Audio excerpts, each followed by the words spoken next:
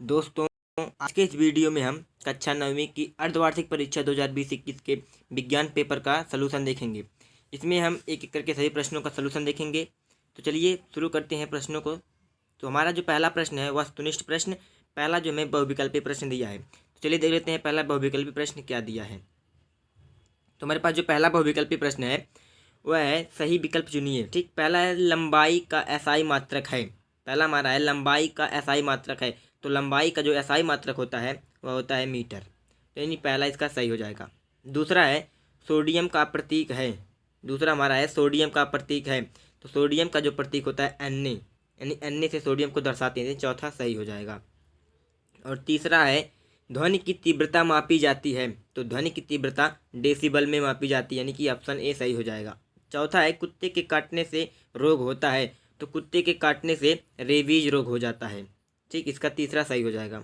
और पांचवा है जैव जगत का सर्वाधिक जटिल जीव है। तो जैव जगत का सबसे अधिक जटिल जीव जो है वो मनुष्य है। मनुष्य ही सबसे जटिल जीव है जैव जगत का। तो यानी कि चौथा इसका आंसर सही हो जाएगा। और दूसरा हमारे पास है रिक्त स्थानों की पूर्ति कीजिए। तो चलिए देख लेते हैं रिक्त स्थानों की पूर्ति करना। तो हमारा जो पहला है डैश डैश डैश ऐसी धातु है जो कमरे के तापमान पर द्रव अवस्था में रहती है। तो द्रव अवस्था में रहती है, हमें भरने के लिए दिया है पारा और सोडियम।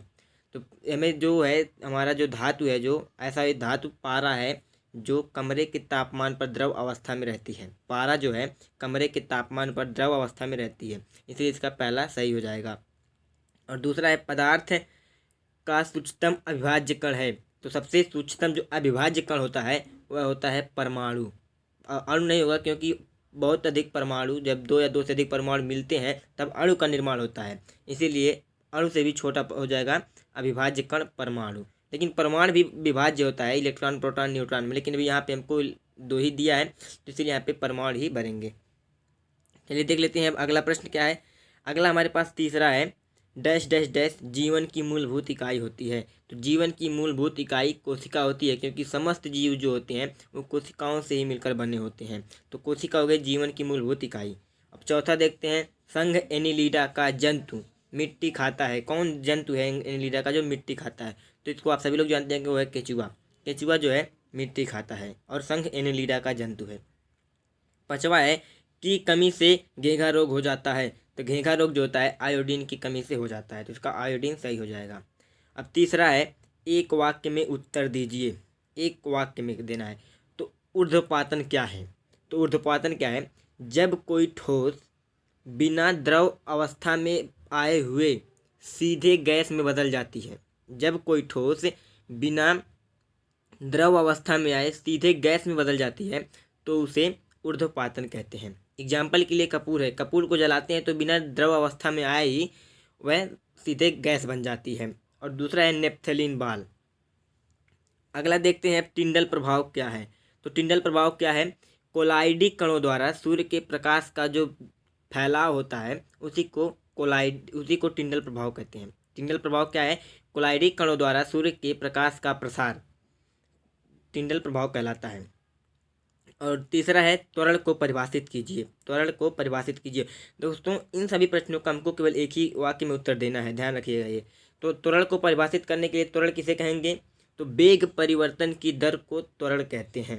वेग परिवर्तन की दर को त्वरण कहते हैं। आप इसको लिख लीजिएगा, त्वरण की परिभाषा। और चौथा है सामान्य मनुष्य की श्रव्यता परास क्या है? तो सामान्य मनुष्य की जो श्रव्यता परास है वह 20 हर्ट्ज से 20,000 हर्ट्ज तक होती है। 20 हर्ट्ज से 20,000 हर्ट्ज तक होती है एक सामान्य मनुष्य की जो होती है पर श्रव्यता परास। और जो श्रव्यता परास से कम होती है और 20 से कम जो होती है वह नहीं सुनाई देता है मनुष्य के। और 20,000 से जो अधिक होती है वह भी नहीं सुनाई देता है। पांचवा देख लेते हैं। पांचवा क्या है? वायुमंडल में पाए जाने वाली ऑक्सीजन के दो रूपों के नाम लिखिए। तो दोस्तों, वायुमंडल में ऑक्सीजन दो रूपों में पाया जाता है। एक गैस अवस्था में ऑक्सीजन के रूप में, और दूसरा जो है जलवाष्प के रूप में पाया जाता है ऑक्सीजन। दूसरा जलवाष्प के रूप में, ठीक, दूसरा है जल वाष्प के रूप में। ठीक, अब चलिए देखते हैं हम अगला प्रश्न क्या है। अगला हमारे पास है चौथा सही जोड़ी बनाइए, यानी कि मैच मिलाना है कॉलम ए का कॉलम बी से। तो द्रव का गैस में परिवर्तन, जब द्रव गैस में बदलती है तो उसको कहते हैं वाष्पीकरण, यानी कि जब कोई द्रव वाष्पित होकर के वायुमंडल में चली जाती है तो उसको वाष्पीकरण कहते हैं। और उसके बाद दूसरा है मृत जीवों का निर्धारण। मृत जीवों का निर्धारण जो होता है कार्बन डेटिंग से होता है, कार्बन डेटिंग का पहला ए सही हो जाएगा। तीसरा है नाइट्रोजन स्थिरीकरण। तो नाइट्रोजन स्थिरीकरण जो है ये राइजोबियम बैक्टीरिया जो होते हैं ये नाइट्रोजन का स्थिरीकरण करते हैं। दुग्ध उत्पादन, दुग्ध उत्पादन श्वेत क्रांति से संबंधित है, यानी कि इसका बेस बी वाला सही हो जाएगा। ई सदिश राशि, तो सदिश राशि वेग जो हमारा है वह सदिश राशि होता है, तो इसका सी पे मिल जाएगा। यानी कि इसका एक बार फिर से देख लेते हैं मैच क्या है, कॉलम ए कॉलम बी। द्रव का गैस में परिवर्तन वाष्पीकरण, मृत जीवों का निर्धारण कार्बन डेटिंग, नाइट्रोजन का स्थिरीकरण राइजोबियम करता है, दुग्ध उत्पादन श्वेत क्रांति से, और सदिश राशि जो है वह वेग है। और हमारे पास अगला है शक्ति क्या है। शक्ति क्या है, परिभाषा देना है। अति लघु उत्तरीय शब्द सीमा 30 शब्द में रहेगा। तो शक्ति क्या है, कार्य करने की दर को शक्ति कहते हैं, कार्य करने की दर को शक्ति कहते हैं। इसका जो फार्मूला हो जाएगा W/T, कार्य करने की दर को शक्ति कहते हैं और इसका मात्रक जो होता है वाट होता है। तो ये हो गया शक्ति का। अब चलिए देखते हैं अगला प्रश्न क्या है। अगला हमारे पास अथवा करके दिया है उसी 5वें प्रश्न का कि शक्ति को परिभाषित कीजिए अथवा कार्य को परिभाषित कीजिए। तो कार्य को कैसे परिभाषित करेंगे, तो कार्य वह भौतिक क्रिया है जिसमें किसी वस्तु पर बल लगाकर उस बल की दिशा में विस्थापित किया जाता है। कार्य क्या है, कार्य वह भौतिक क्रिया है जिसमें किसी वस्तु पर बल लगाकर इसे बल की दिशा में विस्थापित किया जाता है, तो उसे हम बल कहते हैं। ये हो गई बल की परिभाषा। अब अगला हमारे पास छठवां है कैनाल किरणों के गुण लिखिए। तो कैनाल किरणों का गुण लिखिए अथवा किसी परमाणु में इलेक्ट्रॉन की संख्या 8 है, प्रोटॉन की संख्या भी 8 है। तो पहला प्रश्न है उस परमाणु की परमाणु संख्या क्या होगी। दूसरा, परमाणु पर क्या आवेश है। तो परमाणु देखो इलेक्ट्रॉनों की संख्या जो होती है, इलेक्ट्रॉनों की संख्या जो होती है वही परमाणु क्रमांक होता है, यानी कि तो परमाणु संख्या पूछ रहा है, इलेक्ट्रॉन 8 दिया है तो परमाणु क्रमांक भी 8 हो जाएगा। और कह रहा है उस परमाणु पर क्या आवेश है। तो आवेश उस पर कैसे देखते हैं, इलेक्ट्रॉन पर निगेटिव चार्ज होता है, प्रोटॉन पर पॉजिटिव चार्ज होता है और न्यूट्रॉन पर कोई भी चार्ज नहीं होता है। तो देखो इलेक्ट्रॉन भी 8 है, प्रोटॉन भी 8 है, दोनों बराबर है, तो उस पर जो होगी आवेश जो होगा वह आवेश शून्य हो जाएगा। और चलिए देखते हैं हम अगला प्रश्न क्या है। अगला हमारे पास है कैल्शियम कार्बोनेट एवं एल्युमिनियम क्लोराइड के रासायनिक सूत्र लिखिए। तो कैल्शियम कार्बोनेट, देखो कैल्शियम का फार्मूला होता है Ca, कार्बोनेट का होता है CO3। देखो इस पे भी 2 इसका आवेश होता है, इसका भी आवेश 2 होता है, तो इन दोनों का आवेश यहाँ पे आ जाएगा, दोनों समान है तो एलसीएम लेंगे इसका कट जाएगा, तो आ जाएगा कैल्शियम कार्बोनेट का CaCO3। एक कैल्शियम कार्बोनेट का फार्मूला हो गया, रासायनिक सूत्र हो गया। और हमारे पास एवं एल्युमिनियम क्लोराइड, और एल्युमिनियम क्लोराइड का भी लिखना है। देखो एल्युमिनियम Al3 होता है और उसके बाद क्लोरीन का होता है Cl। तब देखो एल्युमिनियम क्लोराइड लिखेंगे तो एल्युमिनियम क्लोराइड यहाँ का 1 होता है, इस पर -1 तो इधर आ जाएगा और ये वाला इधर आ जाएगा, तो क्या होगा AlCl3। एल्युमिनियम क्लोराइड का फार्मूला आ जाएगा AlCl3। अब चलिए देखते हैं अगला प्रश्न 7वां क्या है। 7वां हो गया अथवा करके दिया है द्रव्य संरक्षण का नियम लिखिए। तो द्रव्य संरक्षण का नियम भी लिख सकते हैं। तो द्रव्य संरक्षण का नियम क्या कहता है, जब दो रासायनिक यौगिक आपस में अपक्रिया करते हैं तो उस समय ना ही कोई परमाणु नष्ट होता है और ना ही कोई परमाणु बनता है, इसीलिए जो हमारा परमाणु द्रव्यमान होता है वह संरक्षित रहता है, क्योंकि जब ना कोई परमाणु बनेगा ना ही कोई परमाणु नष्ट होगा तो उसका द्रव्यमान हमेशा संरक्षित रहेगा। तो चलिए देखते हैं हम लोग 8वां प्रश्न क्या है। 8वां है परासरण क्या है।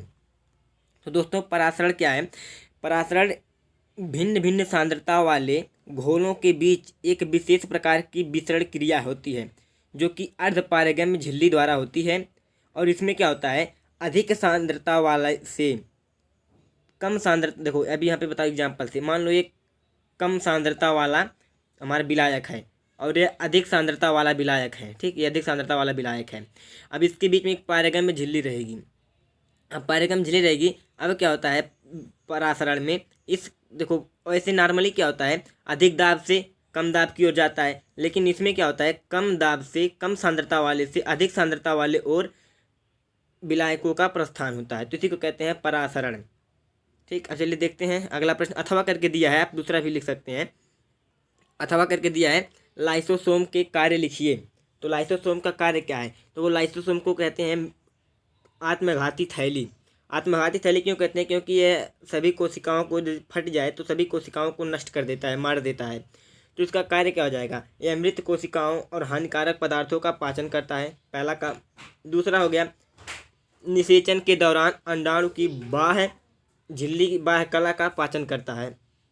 और तीसरा हो जाएगा प्रोटीन और ग्लाइकोजन आदि का पाचन करके कोशिका को ऊर्जा प्रदान करता है। ये हो गया लाइसोसोम के कार्य। आप इसको लिख सकते हैं या तो परासरण लिख सकते हैं। अगला देखते हैं नौवां जीवों के लिए जल की आवश्यकता क्यों होती है? ये तो आप लोग खुद से ही लिख सकते हैं क्यों आवश्यकता होती है। जीवों के लिए अपने जीवन की सभी कार्यों को करने के लिए जल की आवश्यकता पड़ती है, क्योंकि उसको भोजन, रहने के लिए, उद्योग चलाने के लिए, सब कुछ के लिए उसकी क्या होती है? जल की आवश्यकता होती है। इसको आप अपने से बनाकर लिख लीजिएगा। अथवा करके दिया है बादलों का निर्माण कैसे होता है, तो इसको भी आप लोग एक बार पढ़ लीजिएगा, बादलों का निर्माण कैसे होता है। और 10वां है ग्रीन हाउस प्रभाव क्या है? तो ग्रीन हाउस प्रभाव क्या है? तो जैसे कुछ गैसें होती हैं, कार्बन डाइऑक्साइड, मीथेन, ये सब क्या होती हैं? पर्यावरण में, हमारे इन्वायरमेंट में विद्यमान रहती हैं। और ये क्या करती हैं? सूर्य से जब प्रकाश की किरणें हम लोगों के पास आती हैं पृथ्वी पर, फिर ये लोग उन्हें वापस जाने नहीं देते, ऊपर एक परत की भांति उन्हें बंद करके रख लेते हैं। और जिससे क्या होता है? हमारे पृथ्वी का तापमान बहुत अधिक बढ़ जाता है, जिसे हम ग्लोबल वार्मिंग कहते हैं। और इन्हीं को ग्रीन हाउस प्रभाव कहते हैं। और 2 ग्रीन हाउस गैसें हैं, कार्बन डाइऑक्साइड और मीथेन। ये दोनों 2 ग्रीन हाउस गैसों का नाम है, आप लिख सकते हैं। अथवा करके दिया है आपको मृदा अपरदन क्या है? इसको रोकने के 2 उपाय लिखिए। तो मृदा अपरदन क्या है? तो मृदा अपरदन जल वायु तथा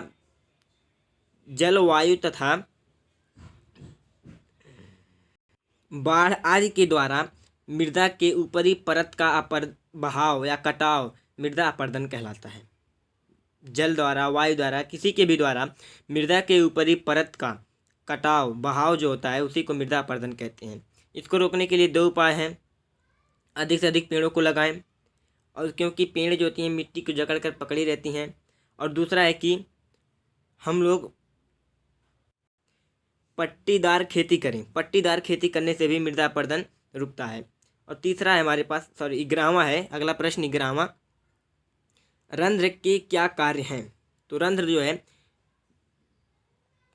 पौधों के हरे भागों में पाया जाता है, हरे कोमल वायवीय भागों में पाया जाता है, जो कि श्वसन के लिए मुख्यतः काम आता है। लेकिन इसका पहला काम लिख सकते हैं कि यह श्वसन में काम आता है, श्वसन क्रिया में। दूसरा क्या है? वाष्पोत्सर्जन में काम आता है। तो रंध्र का ये 2 कार्य आप लिख सकते हैं। अथवा करके न्यूरॉन तंत्रिका कोशिका का नामांकित चित्र बनाइए। तो आप इसका चित्र देख लीजिएगा। और 12वां है पादप कोशिका का नामांकित चित्र बनाइए। 12वां है कि पादप कोशिका का नामांकित चित्र और तंत्रिका कोशिका का नामांकित चित्र, ये सब आप लोग देख लीजिएगा चित्र बनाना। हम लोग चलिए देखते हैं अगला प्रश्न क्या है। अगला हमारे पास है कि ध्वनि क्या है, यह कैसे उत्पन्न होती है? तो ध्वनि क्या होती है? ध्वनि जो है जो कुछ भी हम अपने कानों द्वारा सुनते हैं उसे ध्वनि कहते हैं। और ये कैसे उत्पन्न होती है? ध्वनि जो है कंपन से उत्पन्न होती है। बिना कंपन के ध्वनि का उत्पन्न होना असंभव है। तो ध्वनि क्या है? जो कुछ भी हम कानों द्वारा सुनते हैं उसे ध्वनि कहते हैं, और यह कंपन द्वारा उत्पन्न होती है। अथवा है सोनार क्या है? इसकी क्रियाविधि लिखिए। तो सोनार क्या है? इसकी क्रियाविधि। तो सोनार एक ऐसी युक्ति है जिससे जल में स्थित पिंडों की दूरी, दिशा, चाल मापने के लिए पराध्वनि तरंगों का उपयोग किया जाता है।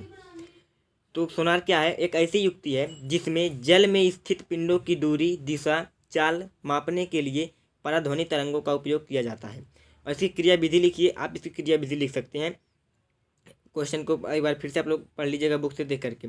14वां है जिम्नोस्पर्म एवं एंजियोस्पर्म में अंतर लिखिए।